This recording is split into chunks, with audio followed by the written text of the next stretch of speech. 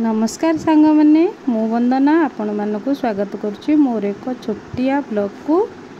आज रेसिपी नड़िया रस दे आलू पोटल रसा बहुत सहज आउ टेस्टी मध्य। तो चलतु देखने आर प्रस्तुत प्रणाली। सांग मैंने वीडियोटी मोर जदि भल लगी आपन को लाइक करने भूलें। चलतु वीडियोटी स्टार्ट करवा। देखंतु मु प्रथम कड़े रे तेल दे आलू पोटल को भाजिया छाड़देली। ता उपरे लुण टिके हल्दी टिके देके भाजीदेवे कारण पोटल आलू कलर टा सुंदर दिखिबो। तापरे नड़िया कोरा को गरम पानी सहित आगे भिजे रखी ताको बाटी नहीं छाणीदेली।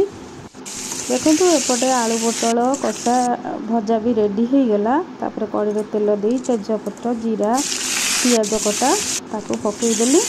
पियाज अल्प समय भाजीला तादेहे रसुण अदा पेस्ट दे लंका गुंड हल्दी गुंड स्वाद अनुसार लुण जीरा गुंड धनिया गुंड दे ताको 5-10 मिनट कषा आरंभ करदेली। देखंतु 5-10 मिनट कषीला टमाटर प्यूरी को मु बाटी रखी ताको देदेली। सबू मसला को तेल छाड़ा पर्यंत कषि नवा अल्प पानी दे आउटे कषि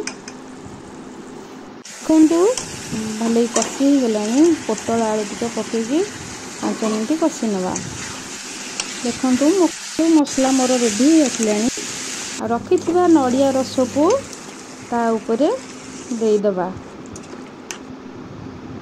आउ टिके आपण हिसाब से पानी दे ताकू सिझापी छाड़ीदबा। रेडी होगा मोर पोटल आलू नड़िया रसा गरम मसला दे ओल्लैदेवा।